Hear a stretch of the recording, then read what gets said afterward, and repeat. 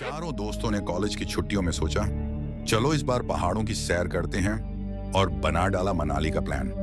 नेहा ने एक पुराना गेस्ट हाउस ढूंढा।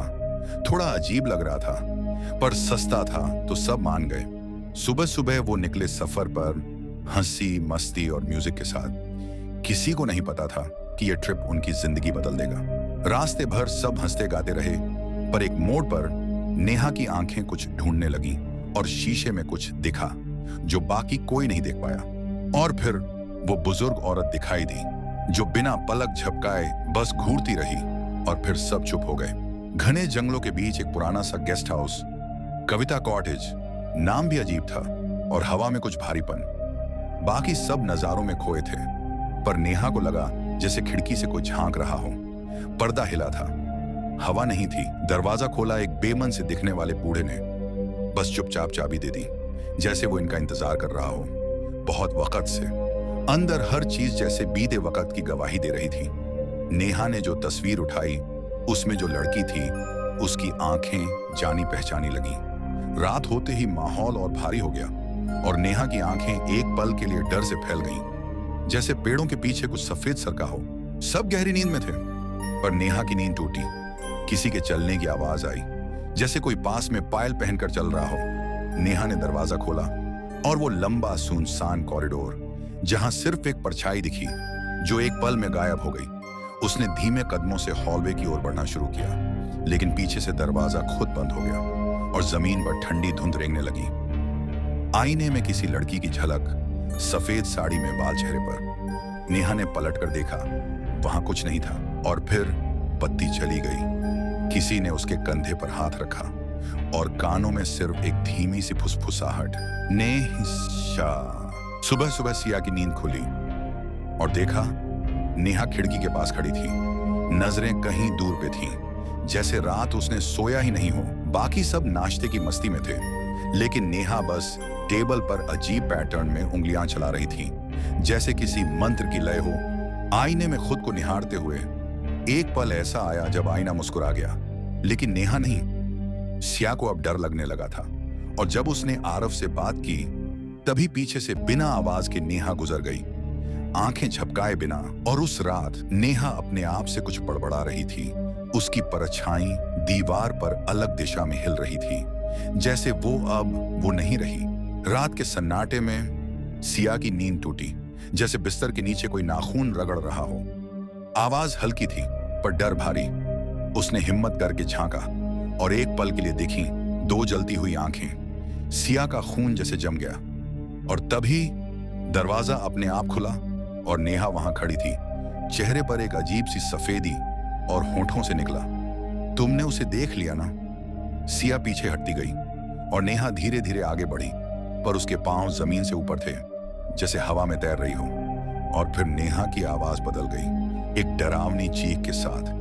कमरे की सारी बत्तियां बुझ गईं, और सिया की चीख उस रात की पहली गूंज बन गई। वो दोनों अब चुप नहीं बैठ सकते थे। आरव बोला, नेहा बदल गई है यार। और विवेक ने टॉर्च पकड़ी। अब सच्चाई का सामना करना था। गेस्ट हाउस के सबसे पुराने कमरे में छुपा था एक राज, एक पुरानी डायरी। शायद वही बताएगी कि ये जगह सच में क्या है। डायरी में लिखा था, यहाँ एक लड़की ने आत्महत्या की थी, और तब से उसकी आत्मा इसी घर में है। वो नए आने वालों को अपना बना लेती है। तभी जोर जोर से दरवाजा पीटा जाने लगा, और आरव के होंठों से निकला, नेहा। पर अंदर डर का सन्नाटा था। बत्ती फूट गई, और जब दरवाजा खोला, वहां कोई नहीं था, सिर्फ गीले पैरों के निशान जो कमरे से बाहर जाते दिखे। सिया बस यूं ही शेल्फ साफ कर रही थी कि अचानक पर्दे के पीछे मिला एक पुराना फोटो फ्रेम, धूल से ढंका हुआ, जैसे किसी ने जानबूझकर छुपा कर रखा हो। जब सिया ने फोटो साफ किया, तो तस्वीर में वही लड़की दिखी, सफेद साड़ी में, चेहरा कुछ कुछ नेहा जैसा। पर यह तस्वीर तो कई साल पुरानी थी। सिया भागती हुई आरव और विवेक के पास पहुंची, और जब तस्वीर पलटी, पीछे लिखा था, मीरा, मौत, 1998। मीरा, जिसने इसी गेस्ट हाउस की छत से छलांग लगा दी थी, और तब से उसकी आत्मा यहीं भटक रही है। सिया की आंखों में डर नहीं, अब हिम्मत थी। नेहा अब नेहा नहीं रही, हमें कुछ करना होगा।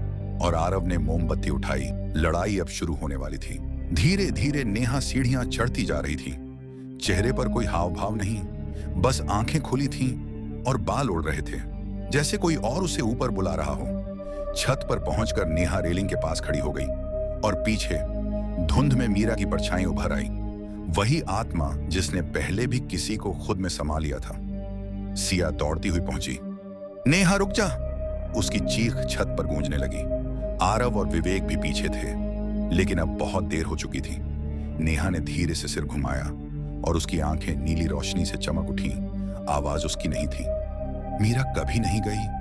आंधी तेज हो गई और मीरा की आत्मा नेहा के पीछे उठ खड़ी हुई। तभी सिया ने तस्वीर हवा में उठाई। ये तेरी तस्वीर है मीरा, तू आजाद हो सकती है। सिया अब डर नहीं रही थी। वो मीरा और नेहा के बीच खड़ी थी, हाथ में वही पुरानी तस्वीर, और मीरा की आत्मा दर्द में कराह रही थी। आरव चिल्लाया, मीरा, तुझे बदला नहीं, शांति चाहिए। और पहली बार आत्मा की आंखों में आंसू थे। विवेक ने अपनी जेब से एक छोटा सा दिया निकाला और छत के किनारे रख दिया।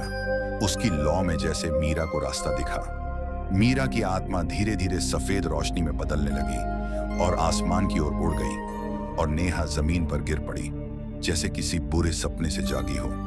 अगली सुबह चारों छत पर बैठे थे, चुपचाप, एक दूसरे के साथ, और सूरज की पहली किरणों ने उस काली रात का अंत कर दिया। हफ्ते बाद चारों अपने घर वापस आ गए थे। वही पुराना कमरा, वही चाय, वही दोस्ती, और नेहा अब फिर से मुस्कुरा रही थी। सिया ने मीरा की तस्वीर को फ्रेम करवाकर कमरे में रख दिया। अब वो सिर्फ एक कहानी थी, एक भूली हुई आत्मा। लेकिन उस रात जब नेहा शीशे में बाल बना रही थी, उसका रिफ्लेक्शन कुछ पल तक बिना पलकें झपकाए देखता रहा, और फिर रिफ्लेक्शन ने एक हल्की सी मुस्कान दी, जैसे मीरा ने पूरी तरह छोड़ा ही नहीं। कहानी खत्म हो गई थी, पर शायद मीरा की परछाई अब भी हमारे साथ थी।